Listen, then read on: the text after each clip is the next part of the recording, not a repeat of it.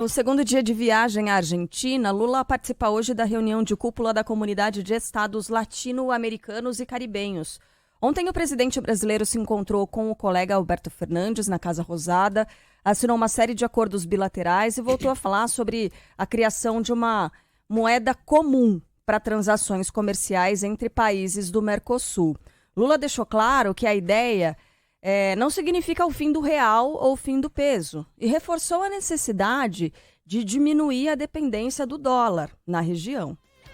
E eu acho que com o tempo isso vai acontecer. E eu acho que é necessário que aconteça. Porque muitas vezes tem países que têm dificuldade de adquirir o dólar. E você pode fazer acordos, estabelecer um tipo de moeda para o comércio que os bancos centrais, todo mês ou de quanto tempo quiser, façam um acerto de conta para que os dois países possam continuar fazendo negócio. Lula ainda afirmou que o BNDES vai voltar a financiar obras em outros países, como a extensão de um gasoduto para levar gás da Patagônia ao Brasil. Segundo ele, os países maiores precisam ajudar os que têm menos condições. E se há interesse dos empresários, se há interesse do governo, e nós temos um banco de desenvolvimento para isso, quero dizer que nós vamos criar as condições para fazer o financiamento que a gente puder fazer para ajudar no gasoduto argentino.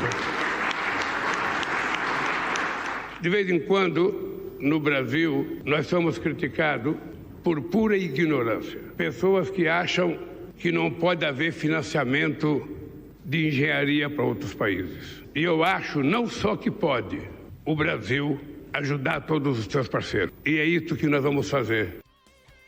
O presidente da Argentina, Alberto Fernandes, celebrou a retomada do diálogo entre os dois países e afirmou que o vínculo vai se fortalecer nos próximos anos.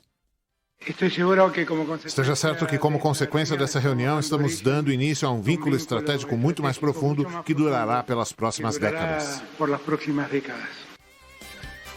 No fim do discurso, Lula pediu desculpas ao povo argentino pelas grosserias de Jair Bolsonaro e a relação nos últimos 4 anos.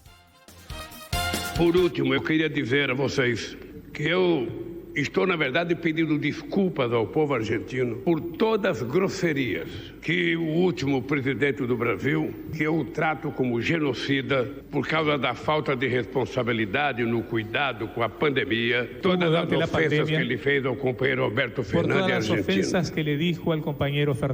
Em Buenos Aires, Lula também tinha um encontro marcado com o presidente da Venezuela, Nicolás Maduro, mas a agenda foi cancelada pelo próprio venezuelano, que alegou questões de segurança. Só é importante pontuar aqui, que ainda hoje, por exemplo, Venezuela e Cuba devem 529 milhões de dólares ao Brasil, cerca de 25% do total que foi emprestado nos governos Lula e Dilma pelo BNDES. Então, isso não foi pago ainda até hoje.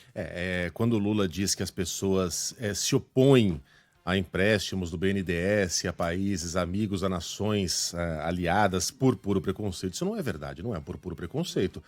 É por um conceito muito bem formado de uma atuação recente do BNDES nestes empréstimos que até hoje não foram pagos e duvido que um dia sejam, pelo financiamento a obras a países ideologicamente amigos que não trazem nenhum benefício ao Brasil.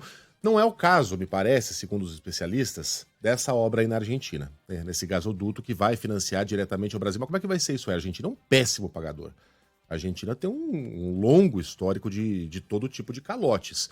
A gente vai receber essa grana de volta? Como é que isso vai se reverter em benefícios para o Brasil? O BNDES é um banco de desenvolvimento econômico e social, mas um banco de desenvolvimento do Brasil e não de outras nações. É para isso que o BNDES serve. Então, a gente quer saber exatamente como é que isso vai beneficiar a economia brasileira. O argumento é que são para as construtoras brasileiras, empresas brasileiras. Ok, mas não basta.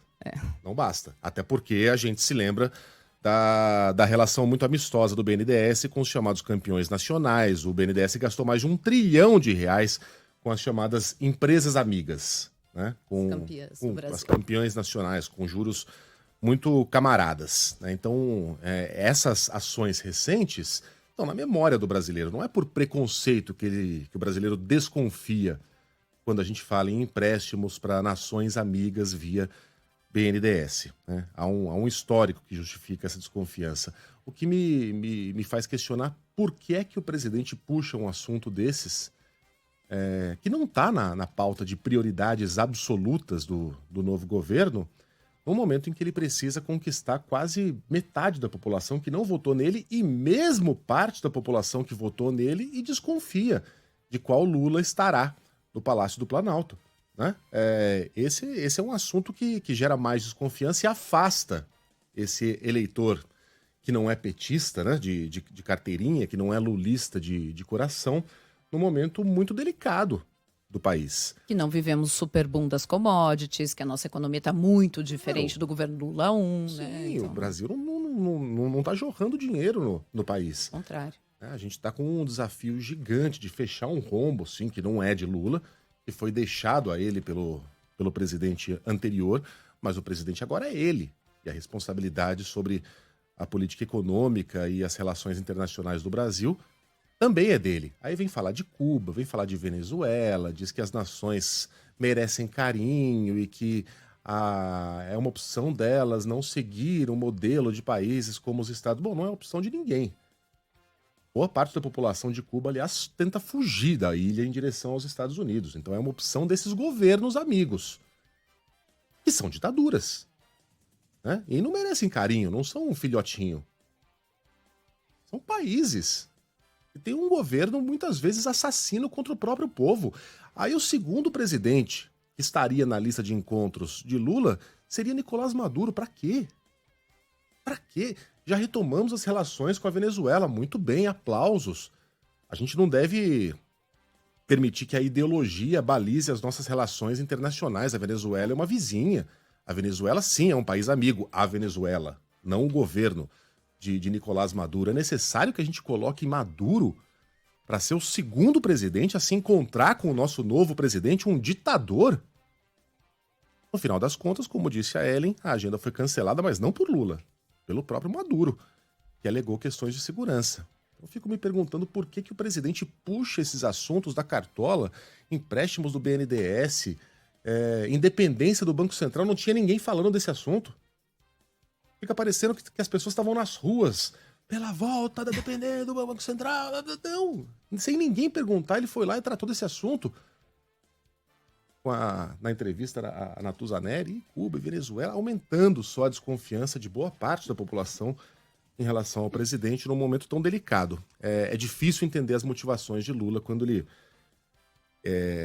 elege esses assuntos para gerarem as manchetes, porque no final das contas quem gera as manchetes no jornal é ele, né? É o governo, é o próprio presidente. E é isso que está na boca do povo hoje. BNDES vai distribuir dinheiro para nações amigas. É isso que fica, né? Para a pessoa que conhece o passado recente do banco. Ao mesmo tempo, desculpa, gente, como é um pouco mais agradável e traz um certo alívio você acompanhar um líder que é um líder real, que tem noção do que ele está falando. Ele pode estar trazendo, né, para o que ele quer, para o destaque para o que ele quer exatamente. Como é bom a gente poder estar discutindo esse tipo de coisa hoje. Uhum. Se é válido, se não é, se vai pagar, se não vai, para onde vai o nosso desenvolvimento, e não falando de Golden Shower, falando de...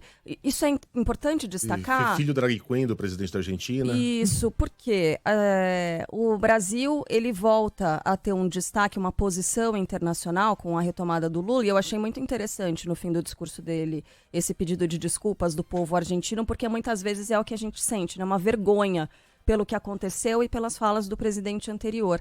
E aí, o que é que também pode trazer mais um elemento que pode mostrar essa nova tentativa de um reposicionamento do Brasil, porque assim, muito embora isso esteja dado, que é uma pessoa que tem essa capacidade de liderança, a reconstrução do Brasil e a reconstrução da imagem do Brasil, ela não é completamente certa ainda. Um trabalho muito grande vai ter que ser feito. E ontem, na revista The New Yorker, um dos maiores jornalistas do planeta, um dos mais respeitados, correspondente de guerra, que é o John Lee Anderson, escreveu um artigo enorme falando sobre o presidente Lula, e o título do artigo é justamente esse. Depois de Bolsonaro, Lula pode refazer o Brasil? E aí ele vem explicando, né? Você vê pela leitura, vem falando sobre os primeiros governos Lula, depois o impeachment de Dilma Rousseff, ele fala sobre Eduardo Cunha, ele fala sobre Centrão, e aí uma coisa muito interessante é que Centrão não tem tradução. Ele usa Centrão, esse grupo, né, político do centro que se vende Central? e tal. Centrão.